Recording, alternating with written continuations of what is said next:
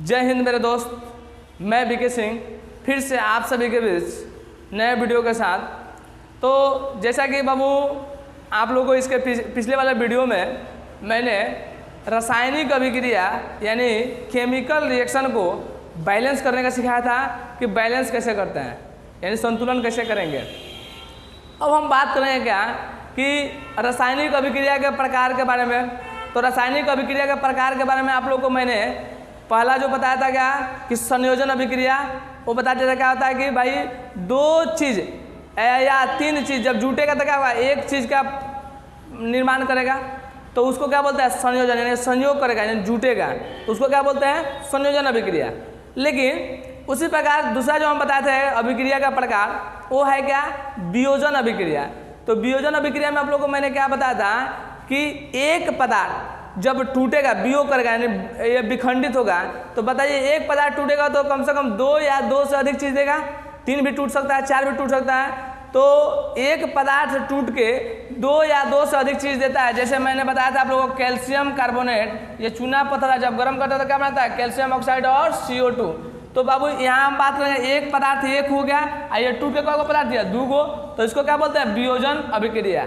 अब बाबू हम बात करेंगे उसी तरह से आप लोग जानते होंगे KClO3 ये टूट कर देखिए गर्म करने पर क्या था KCl आप प्लस का था O2, इसको हम लोग बैलेंस कर लेंगे। ये देखो ऑलरेडी बैलेंस है, कैल्शियम का है एगो, यहाँ पर भी कैल्शियम एगो है, कार्बन यहाँ एगो है, यहाँ पर भी कार्बन कितना एगो है, ऑक्सीजन यहाँ तीन गो है, ऑक्सीजन एगो या दो गो तीन गो है।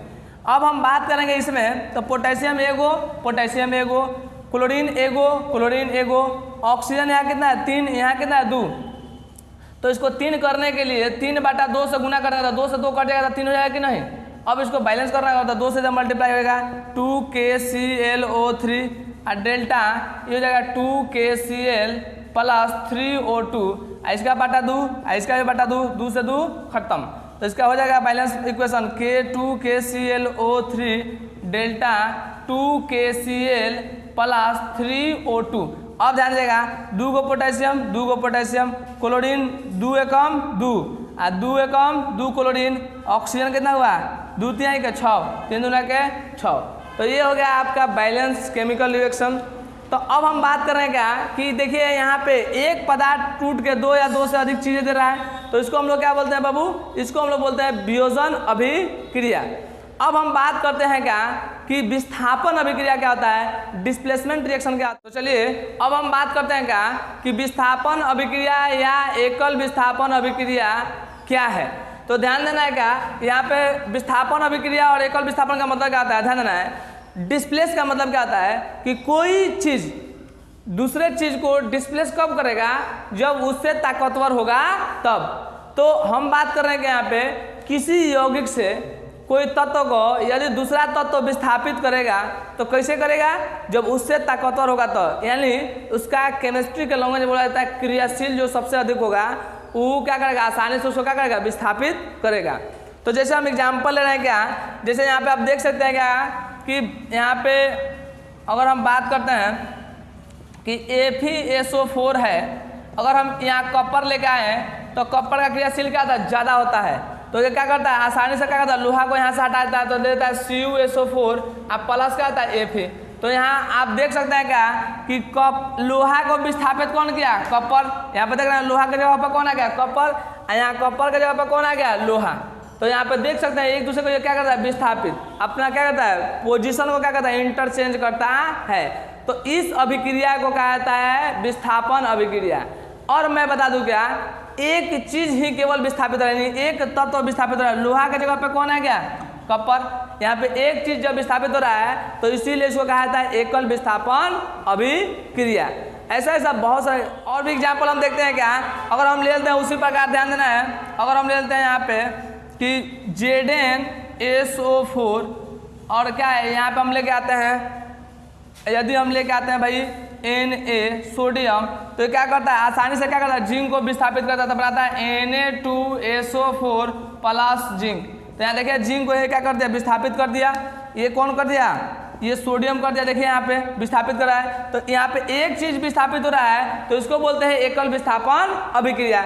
इसको बैलेंस करना है तो यहाँ पे सोडियम का होगा 2 गो है, यहाँ पे का होगा 1 है तो 2 से गुना कर देंगे तो यहाँ 2 गो सोडियम, यहाँ पर भी 2 गो सोडियम हो गया।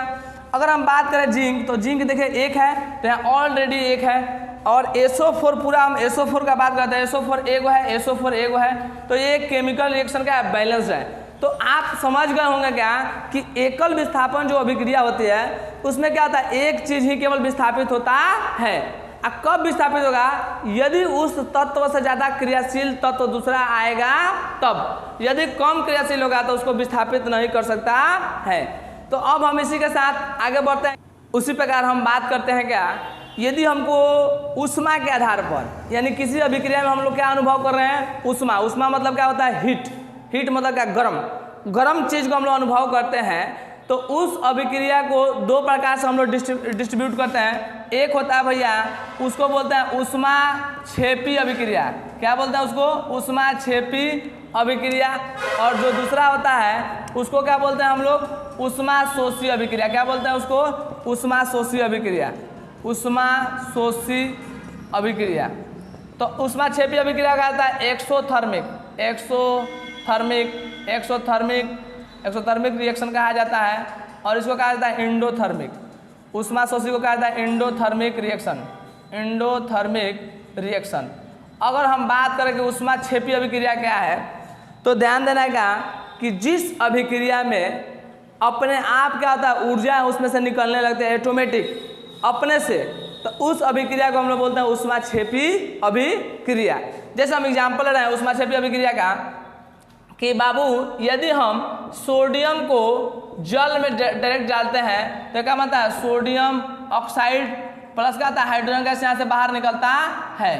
तो बताइए यहाँ पे ऑलरेडी क्या था, ज्वलनशील क्या था, यहाँ पे हीट निकलता है। तो इसको क्या बोलते हैं, ऊष्मा क्षेपी अभिक्रिया।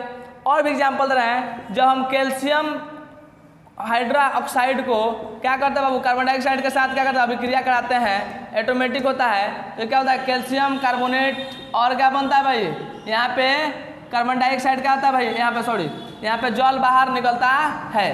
तो इस अभिक्रिया में क्या होता है भाई मेरे, यहाँ पे ऊष्मा निकलता है। तो इसको बोलते हैं ऊष्मा क्षेपी अभिक्रिया। अगर ऊष्मा शोषी की बात करें तो ध्यान देना है, उसी तरह से हम चूना पत्थर को तोड़ने के लिए, इसको तोड़ने के लिए बाहर से हम लोग क्या करते हैं, ऊर्जा लगाते हैं। तो ऊर्जा जब लगाएंगे तब भी टूटता है, किसमें, कैल्शियम ऑक्साइड और CO2 में। तो इसमें हम लोग क्या कर रहे हैं, बाहर से ऊर्जा दे रहे हैं।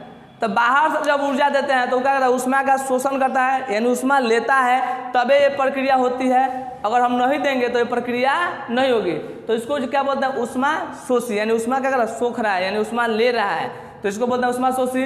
इसमें ऑटोमेटिक अपने आप क्या करता है, ऊष्मा देता है। इस अभिक्रिया को क्या कहता है, ऊष्मा क्षेपी अभिक्रिया।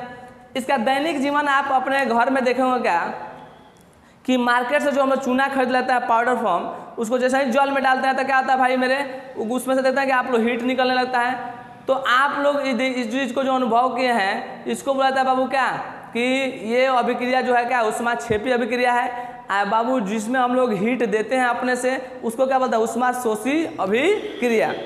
अब हम इसी वीडियो के साथ आप लोग को बहुत जल्द प्रैक्टिकल करके बहुत सारे चीज़ को हम दिखाएंगे, और अपने इसी YouTube चैनल पे आप सभी को वो वीडियो मिलेगी, और ज़बरदस्त तरीके से आप लोग केमिस्ट्री सीख पाएंगे। जय हिंद, जय भारत।